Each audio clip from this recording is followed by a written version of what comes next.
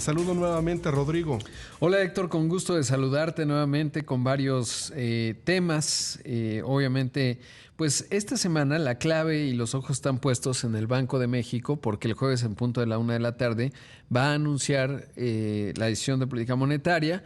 Se da por descontado que habrá un recorte de 25 puntos base. Viene de otro recorte en agosto de 25 puntos base, en donde disminuyó la tasa de 11 a 10.75%, pero incluso ahora se piensa que pudiera haber un recorte de 50 puntos base, considerando dos factores. Uno, que el propio Fed, el Banco Central de la Reserva Federal de Estados Unidos, recortó la tasa en 50 puntos base. Hay que recordar que uno de los factores, no es el principal, pero sí se considera, es el diferencial de tasas. Es decir, si por ejemplo México paga ahora 10.75 y el Fed 4, más bien 5, bueno, pues eso te deja, bueno, entre 4.75 y 5, pues eso hace que es atractivo invertir en México y eso tiene que ver con la inversión de cartera. Obviamente no es el único factor porque hay temas como la confianza, etcétera, pero bueno, pues eso es relevante y sobre todo porque el segundo factor es que la economía mexicana vaya que está desacelerando, aunque hoy se dio a conocer un dato del crecimiento en julio y fue un buen dato, me sorprendió positivamente, sobre todo porque lo que vimos es que la economía creció con respecto a junio, en julio, 0.6%, en comparación anual 2%, que no está nada mal, sobre todo porque veníamos de un crecimiento de 1.1% en el segundo trimestre del año, es decir, de abril a junio. Y bueno, pues aquí lo que se ve es que acelera fuerte las actividades primarias, atípico, 11.6%. Las actividades secundarias, donde está la construcción y la manufactura, también avanzan. Eso es también positivo, 0.2%, sobre todo porque las manufacturas hemos visto que estaban bastante débiles. Están obviamente vinculadas a Estados Unidos. Y las actividades terciarias, lo que tiene que ver con el consumo, avanza 0.4% mes con mes. Y entonces, bueno, pues un dato, digamos, que no te habla de un fenómeno negativo en términos de una disminución con respecto a junio, y bueno, pues eso hace pensar, quizás el banco, ya considerando este dato, pues no tenga tanta prisa por los 50 puntos base, aunque como ha mencionado Jonathan Heath, miembro de la Junta de Gobierno, si hay factores, por ejemplo, la inseguridad, que ya están influyendo en la formación de precios. Eso es un aspecto sin duda también importante. Y desde la semana pasada que el FED recortó, veíamos que el peso no ha sido de las monedas que más se ha apreciado. De hecho, hoy pues sigue estando en 19.40 como el interbancario. A diferencia de lo que sí vimos que ocurrió con otras monedas, pero bueno, pues ahí están algunos de los datos del día de hoy importantes a considerar y bueno, todo el mundo esperando hacia el próximo jueves. Efectivamente, a ver qué ocurre. Y hay un tema también ahorita latente, el tema de las gasolinas, ¿verdad? Están un poquito hacia arriba. Pues lo van usando siempre como colchón, ¿no? Ahora están cobrando el impuesto total, el IEPS, eso que le llaman subsidios, más bien dejarte de cobrar un pedacito del impuesto.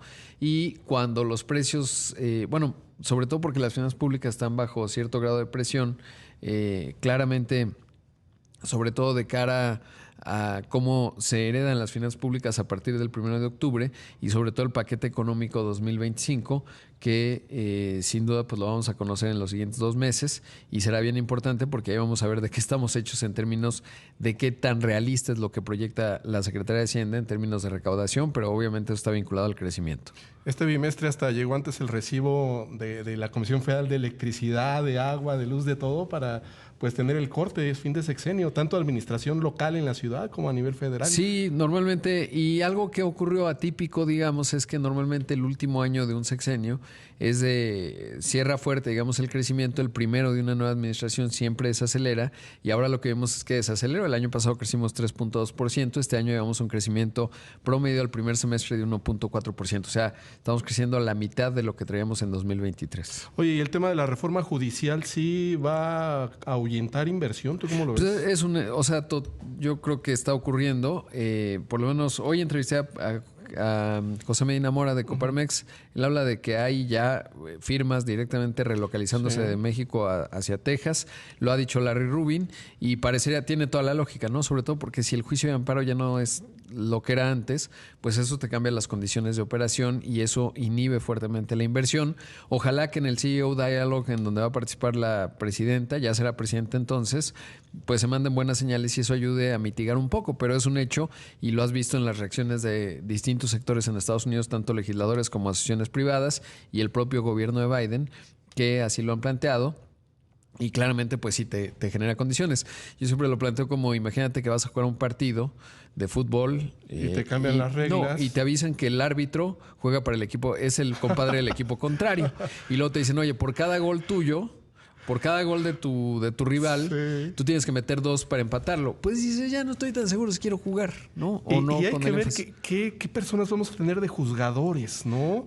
Eso es importantísimo, Pues ¿no? va a ser bien difícil porque depende cómo vaya aterrizando la legislación secundaria, pero pues yo no sé si tú o yo estamos capacitados, o los que nos escuchan, para elegir entre 2.500 perfiles. No, yo ¿no? la verdad no. No, Es que o sea, no me interesa sabría. porque... No, bueno, y si me llega a interesar, pues no creo que en pocas semanas pueda aprender lo suficiente para poder evaluar un perfil. Exactamente, Y luego ¿no? eso es lo que van a decir, pero obviamente esto no va a ser muy técnico. Y entonces, ¿cuál es su postura con respecto al juicio de amparo? Y si la jurisprudencia tiene que generar... Imagínate. No, pues no sé necesariamente. Y lo que va a acabar ocurriendo, y por eso las preocupaciones, pues es que va a haber una enorme influencia del poder político, particularmente el poder ejecutivo en la Totalmente. designación.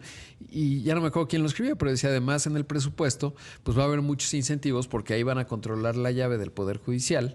Y entonces, bueno, pues eso alinea los incentivos. Lo que más me preocupa, Héctor, es la parte de la inseguridad, porque vimos en la elección 2023 y 2024 la intervención fuerte del crimen organizado. Nada más en la elección 2024 mataron a más de 30 candidatos y pues lo que va a ocurrir, porque obviamente el crimen organizado va a decir, oye, pues yo sí quiero mi juez, ¿no? Vamos a... Y hay zonas del país en donde... Imagínate en Chiapas, zonas de Sí, Chiapas imagínate. controladas por el narco con elecciones para elegir jueces. Sí, Michoacán. ¿no? Michoacán, eso. Algunas zonas. Sinaloa. Pues, entonces, la verdad es que es un problema estructural muy delicado y bueno, pues ojalá se vaya ahí teniendo algo de cordura porque pues realmente se vuelve muy complicado invertir en esas condiciones para muchas empresas. Es todo un galimatías porque, por ejemplo, no hay una ley reglamentaria, hay una reforma constitucional para elegir jueces, pero no una ley reglamentaria. Ahí es en Y el donde lo INE pueden se arreglar. Sí. Exactamente, pero el INE está hecho bolas en este momento porque ellos van a tener que llevar a cabo reglamentos para la elección de jueces el primer domingo del mes de Y junio. además, ¿a quién le preguntan? Porque entonces, oye, ¿algún país ha hecho esto en el mundo? Pues no. No al nivel y a la escala que lo está haciendo México. Y han dicho cosas que no son del todo ciertas. En Estados Unidos hay estados donde sí se eligen a los jueces, Sí. pero no es la mayoría de No los es la estados. escala, no. Y te por lo eso ponen como ejemplo. Pues sí, y no tiene nada que ver. Cuando realmente los países que eligen jueces de esta forma es Bolivia y creo que Sí, Venezuela. y Bolivia no es la escala que nosotros, no todo el Poder Judicial. O sea, te digo que esto es único en la historia y va a ser bien difícil en la implantación, porque te digo, a ver cómo logra, cuántas papeletas requiere eso.